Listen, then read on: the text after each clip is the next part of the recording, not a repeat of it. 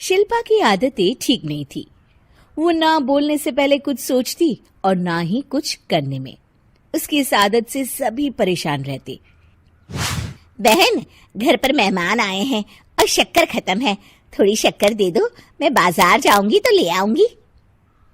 अरे शिखा बहन, तुम तो माफी करे, जब देखो तुम्हारे घर में कुछ न कुछ खत्म ही रहता है।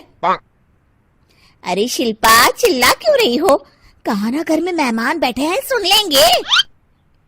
सुन लेंगे तो सुन ले, तुम लोगों की मांगने वाली आदत तो बंद होगी।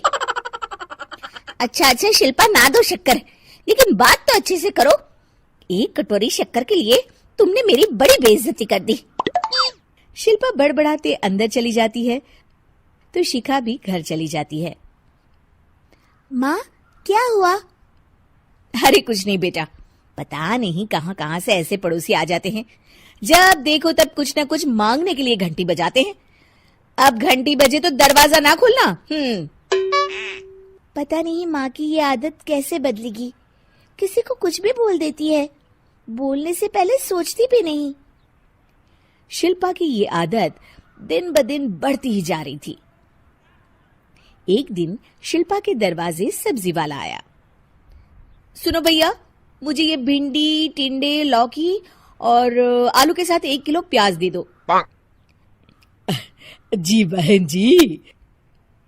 वो एक एक कर सारा सामान पैक कर देता है। कितने पैसे दूं? 220 रुपए पूरे। अरे इतना महंगा नहीं, हाँ मैं तो सिर्फ 150 दूंगी। नहीं, पैसे तो पूरे लूंगा, नहीं तो सब्जी वापस कर दो। ऐसे कैसे वापस कर दूंगी? मैं तो एक भी सब्जी वापस नहीं करूंगी। और हाँ, रही बात पैसों की, तो लेना है तो 150 ले लो, वरना मेरे मोहल्ले में घुसने तक नहीं दूंगी। हाँ। अरे नहीं बहन, हम लोग गरीब लोग हैं, ऐसा ना करो।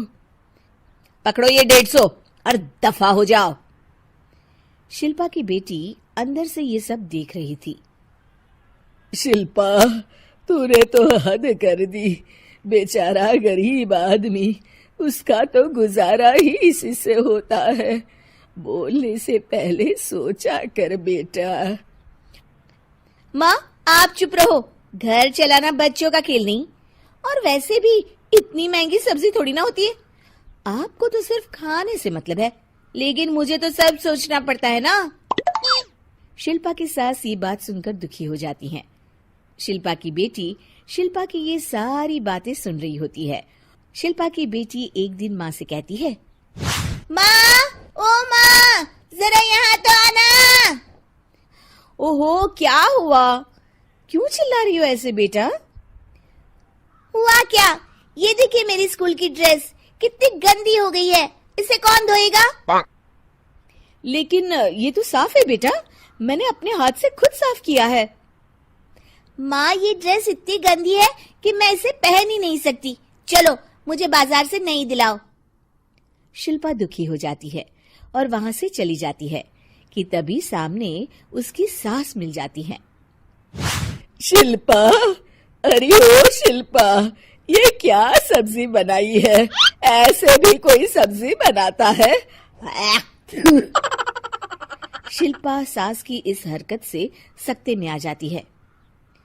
अरे माँ को तो मैं जो बना दूं उन्हें वो पसंद आ जाता था, फिर आज वो ऐसा व्यवहार क्यों कर रही हैं?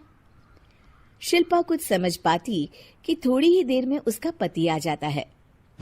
अरे शिल्पा, ये क्या है? क्या हुआ आपको? ये मेरी अलमारी पूरी अस्त व्यस्त है, तुमसे कोई काम नहीं होता है, सारा दिन पता नहीं क्या करती रहती हो। अरे मैंने तो सारी अलमारी साफ रखी है। इसे तुम साफ कहती हो? ये तो पूरा कूड़ादान लग रही है। शिल्पा परेशान हो जाती है और समझ नहीं पाती है कि उसके साथ क्या हो रहा है। शिल्पा अकेले कमरे में जाती है और जोर जोर से रोने लगती है। तभी वहां उसका पति, सास और बेटी आ जाते हैं। शिल्पा उन लोगों को देखकर और जोर जोर से रोने लगती है।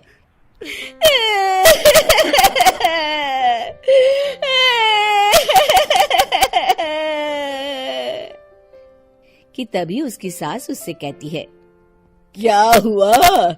यहाँ बैठकर रोती रहोगी या फिर खाने को भी कुछ बनाओगी? माँ, पहले आप बताएं, आप लोगों को क्या हुआ है जो मुझसे ऐसा व्यवहार कर रहे हैं? वही हुआ है जो तुम्हें रोज होता है। मैं समझी नहीं। माँ, आज घर वालों ने आपसे बुरा व्यवहार किया तो आपको कितना बुरा लगा ना? हाँ, मुझे बहुत बुरा लगा। मुझे अच्छा नहीं लगता कोई मुझसे इस तरह से बात करे। सही कहा शिल्पा, जो चीज तुम्हें खुद के लिए अच्छी नहीं लगती वो तुम्हें दूसरों के साथ भी तो नहीं करनी चाहिए। बेटा, हम तुम्हारे अपने हैं, फिर भी तुम्हें अपनों की बात का बुरा लगा। लेकिन सोचो, जिन बाहर के लोगों से तुम ऐसा व्यवहार करती हो उन्हें कैसा लगता होगा। हाँ माँ, आप सच कह रही हैं। मैं आप लोगों से माफी मांगती हूँ। मुझे कड़वा नहीं बोलना चाहिए। मैं समझ गई। मैं आपकी हूँ इसलिए आप लोगों ने मुझे सुधरने का वक्त दिया और मेरा साथ दिया। लेकिन जिन बाहर के लोगों से मैं बुरा व्यवहार करती आई, वो लोग मेरे कड़वे बोल से कितने दुखी होते होंगे। मैं वादा करती हूँ आज से ऐसा व्यवहार किसी के साथ नहीं करूंगी। सीख, हमें दूसरों के साथ वैसा ही व्यवहार करना चाहिए जो हम खुद के लिए अपेक्षा करते हैं।